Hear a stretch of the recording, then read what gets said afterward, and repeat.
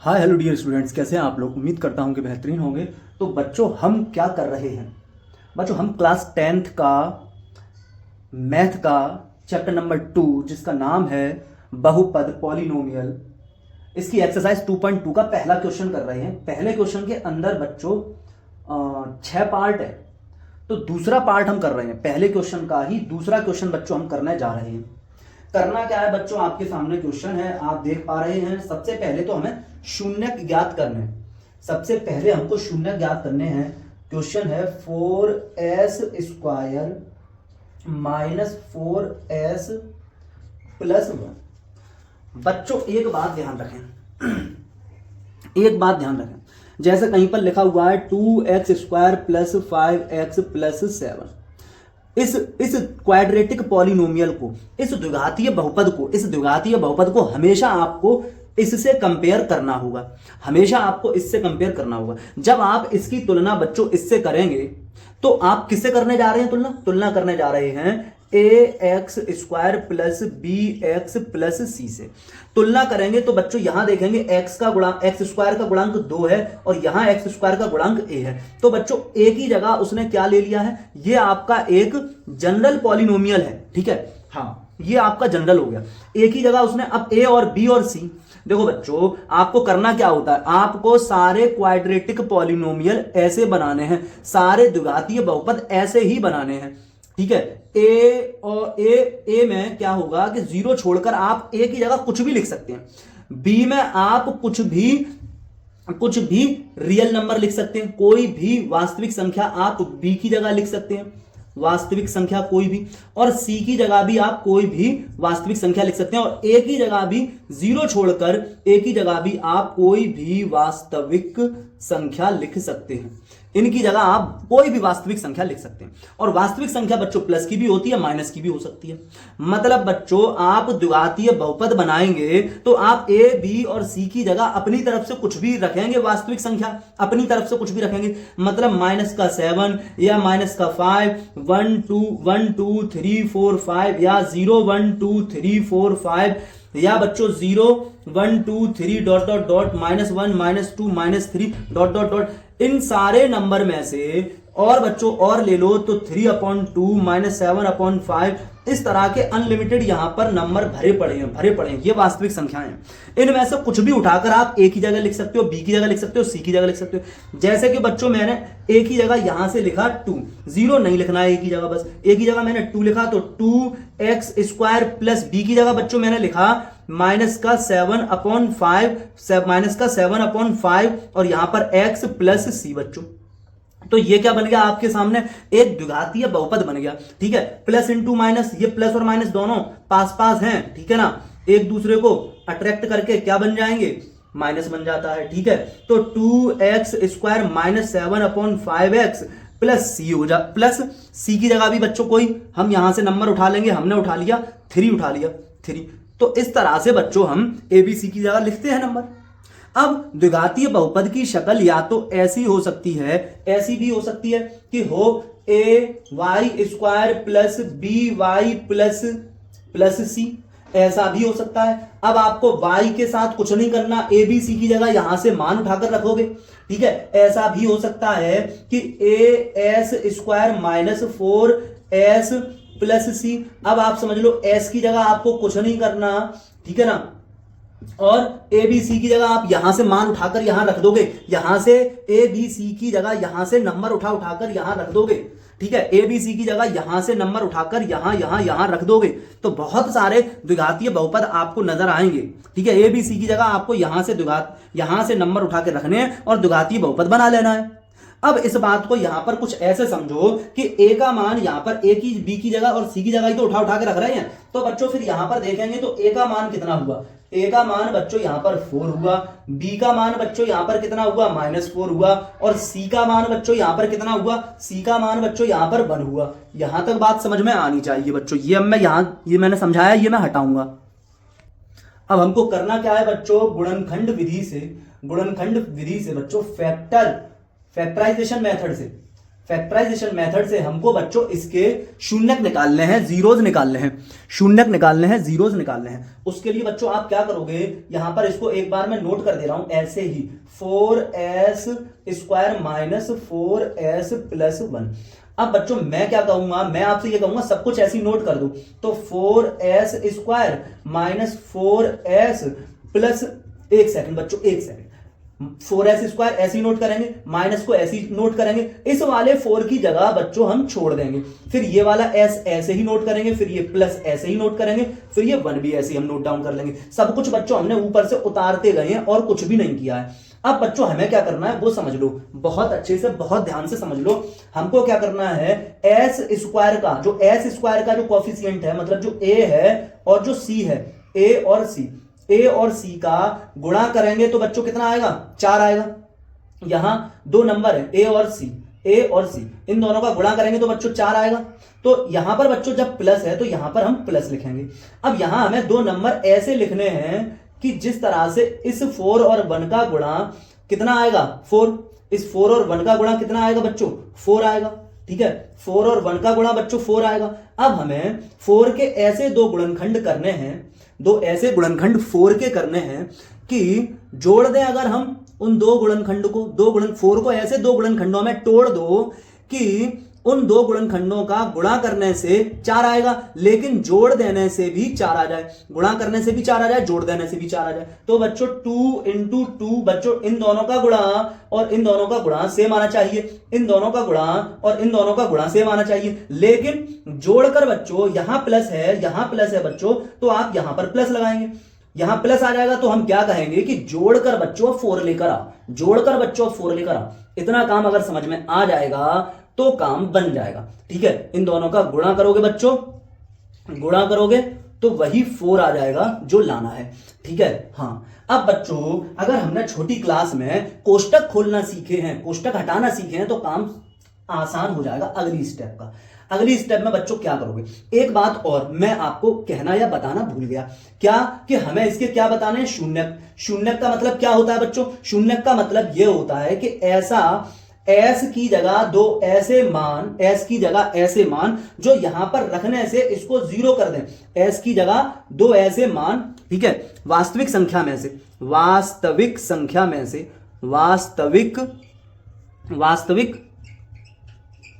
वास्तविक संख्या में से s की दो ऐसी वैल्यू हमें सिलेक्ट करनी है। ठीक है, पहली बार s का कोई एक ऐसा मान जो यहां रखने से इसको 0 बना दे, और ऐसे दो मान हो सकते हैं, मैक्सिमम 2 हो सकते हैं। ठीक है, हाँ, अधिकतम ज्यादा से ज्यादा 2 ऐसे मान हो सकते हैं जो वास्तविक संख्या यहां पर रखने से, यहां डालने से इस पूरे बहुपद को 0 बना दे। तो इस पूरे बहुपद को 0 बना दे, बात समझ पा रहे होंगे, इस पूरे बहुपद को 0 बना दे। ऐसे दो नंबर ढूंढने हैं, s की जगह ऐसे दो नंबर ढूंढने हैं, s की जगह यहां पर रखने से वास्तविक संख्याओं में ऐसे ढूंढने हैं, s की जगह हमें रखने हैं, वास्तविक संख्याओं से दो नंबर ऐसे ढूंढने हैं और s की जगह रखने हैं, और जिससे ये पूरा का पूरा बहुपद 0 हो जाए, पूरा का पूरा बहुपद 0 हो जाए। तो हम कहेंगे बहुपद तुम 0 हो जाओगे ना जब हम यहां से दो नंबर रखेंगे, वास्तविक संख्याओं से कुछ चुनकर ऐसे खास नंबर यहां रखेंगे। ठीक है, तो तुम 0 हो जाओगे। तो हमने कहा लो तुम हो जाओ 0, लो तुम हो जाओ 0, लो और तुम हो जाओ 0। ठीक है, हाँ। अब 0 करने के बाद हम क्या करेंगे, जो इधर आपका बहुपद लिखा हुआ है ना, जो बहुपद लिखा हुआ है, इसको हम गुणा के रूप में लिखेंगे, ठीक है, गुणनखंड के रूप में लिखेंगे, a गुणा b टाइप लिखेंगे। a गुणा d बराबर 0 है, तो अब यहां से हमारा काम आसान हो जाएगा कि a गुणा b बराबर अगर 0 है तो या तो a 0 रहा होगा तब इनका गुणनफल 0 आएगा, या तो b 0 रहा होगा तब गुणनफल 0 आएगा। अगर a गुणा b बराबर 0 है तो बात समझ पा रहे हैं। तो इसी की जैसी शक्ल लेकर आनी है, मतलब बच्चों कुछ इस तरह का लेकर आना है हमको, 2x + 1 और 2x - 1। एक एग्जाम्पल दे रहा हूं बच्चों, कुछ हमें लाना इस तरह का होता है। किस तरह का लाना होता है, ax + b और cx + डी, कुछ इस तरह का हमको लेकर आना होता है बराबर 0। अब ये दो ब्रैकेट हैं, ये दोनों ब्रैकेट आपस में क्या कर रहे हैं, गुणा कर रहे हैं, गुणा कर रहे हैं, और गुणा करने के बाद आ क्या रहा है, 0 आ रहा है। तो फिर 0 आएगा कब, या तो ये पूरा ब्रैकेट 0 हो जाए तो 0 का मल्टीप्लाई इस पूरे ब्रैकेट से होगा तब 0 आएगा ना, या फिर ये ब्रैकेट 0 हो जाए तो फिर हम क्या करेंगे, इस 0 का मल्टीप्लाई इस ब्रैकेट से करेंगे तो 0 आ सकता है। तो यहां से ये बात निकल कर आएगी बच्चों, इसलिए हम बराबर 0 पहले ही करते हैं, और बराबर 0 पहले करने के बाद हम गुणनखंड ही क्यों करते हैं, वो वजह ये समझ लो, वजह ये है। अब देखो, ठीक है, या आप सिंपल से रटे रटा स्टेप फॉलो करते जाओ, क्वेश्चन तो आप कराओगे, ठीक है। अब यहां से आपको क्या करना है, ब्रैकेट ओपन करना है, ब्रैकेट के बाहर वाली नंबर हो या ब्रैकेट के बाहर साइन हो, उसका ब्रैकेट के अंदर हर एक नंबर में और साइन में भी मल्टीप्लाई होता है। तो हम यहां पर इस साइन का मल्टीप्लाई यहां भी करेंगे और इस साइन का मल्टीप्लाई यहां भी करेंगे। तो बच्चों ये 4s स्क्वायर माइनस का 2, पीछे से s भी चिपकाते चलो, 2s माइनस का 2s, क्योंकि माइनस इंटू प्लस माइनस होगा और फिर माइनस इंटू प्लस फिर माइनस होगा, प्लस 1 बराबर 0 बच्चों। अब बच्चों हम क्या करेंगे, यहां से और यहां से इन दो के पेयर बनाएंगे और इन पेयर में से अब हम कॉमन लेंगे। यहां बच्चों हम कॉमन लेंगे जो दोनों के पास हो, इस माइनस के इधर भी हो ऐसी चीज और इस माइनस के इधर भी हो ऐसी चीज हम कॉमन लेंगे, ठीक है। कॉमन और डिवाइड करना एक ही बात होती है, तो इधर और इधर दोनों की तरफ, दोनों में किसका डिवाइड जाएगा, 2 का डिवाइड जाएगा, ठीक है। अब s में देखो s इधर भी है, s इधर भी है, s की पावर 2 इधर है और s की पावर 1 इधर है, तो हमने s की एक पावर कॉमन ले ली, ठीक है। बात समझ पा रहे होंगे, गुणनखंड में ना बहुत सारे कराए हैं, आप देख सकते हो जाकर, ठीक है। ये गुणनखंड हैं, ठीक है, ये द्विघातीय बहुपद के गुणनखंड हैं।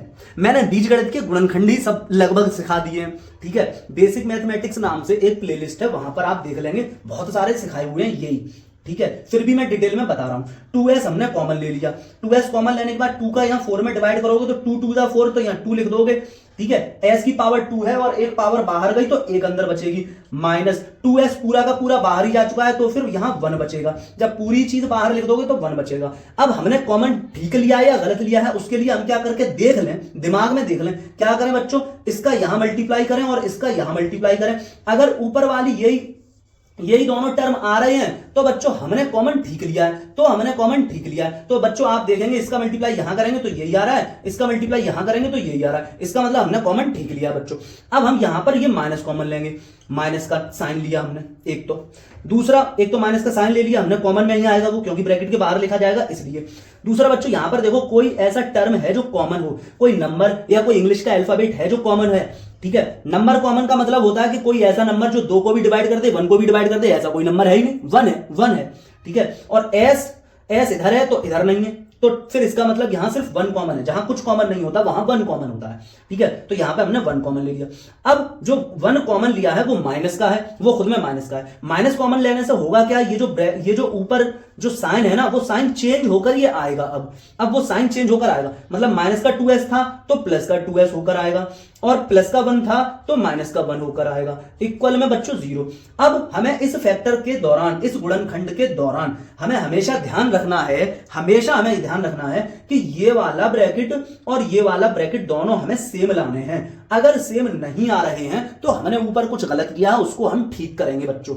ये दोनों ब्रैकेट हमको बच्चों ठीक एक जैसे लेकर आ रहे हैं, बिल्कुल सेम, साइन भी सेम, नंबर भी सेम, हर चीज सेम, बिल्कुल कॉपी लेकर आ रहे हैं ये दोनों के दोनों।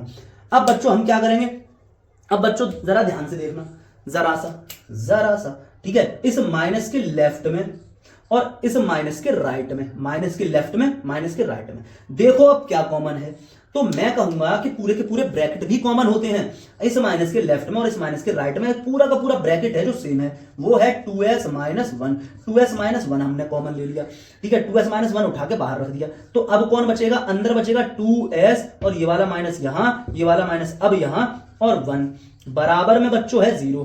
अब आप देख लें खुद। अब हम क्या करेंगे, एक बार इस ब्रैकेट को बराबर 0 के करेंगे, ठीक है, क्योंकि यहां पर 2 नंबर हैं। यहां पर कुछ इस तरह की बात हो गई है कि a इंटू बी बराबर 0 कब होगा, या तो a बराबर 0 हो जाए या b बराबर 0 हो जाए। मतलब यहां से आपको रटी रटाई बातें ये लिखनी है, 2s माइनस 1 बराबर 0, तो 2s बराबर 1, तो s बराबर 1/2, s का मान बच्चों 1/2।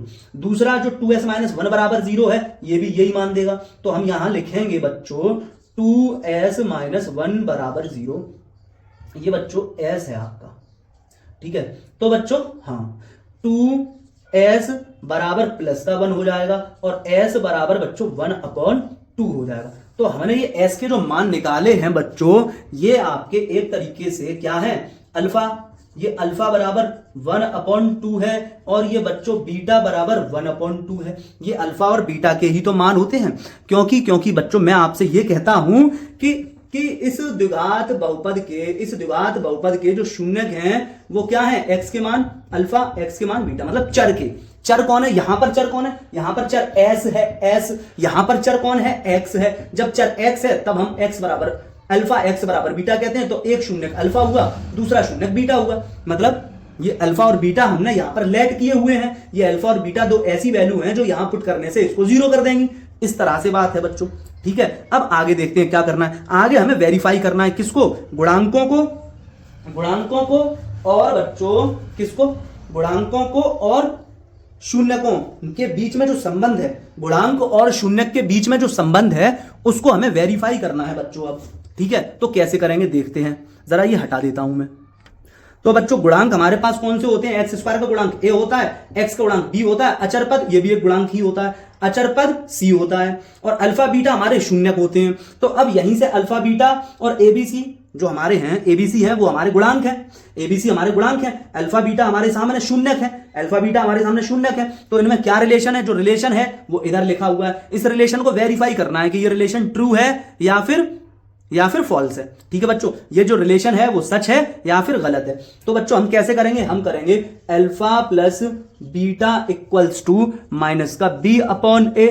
अब अल्फा की वैल्यू 1/2 प्लस बीटा की वैल्यू 1/2 इक्वल्स टू माइनस, अपनी जगह b की जगह यहां से वैल्यू रखेंगे तो कितनी है, माइनस का 4 है, अपॉन a की जगह यहां से वैल्यू रखेंगे तो बच्चों कितनी है, तो यहां पर भी 4 है, माइनस इंटू माइनस ये प्लस हो जाएगा, दो माइनस इकट्ठे आ चुके हैं, और तो ये कितना हो जाएगा 4/4 हो जाएगा।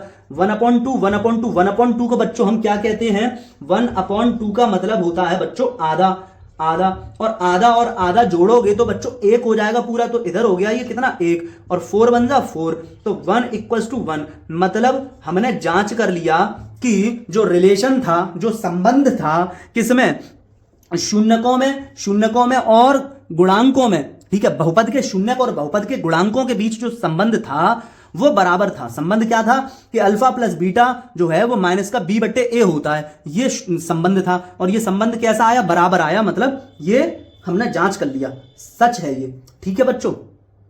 अब नेक्स्ट रिलेशन और है एक, तो दूसरे रिलेशन की भी बात करते हैं, दूसरे संबंध की भी बात करते हैं।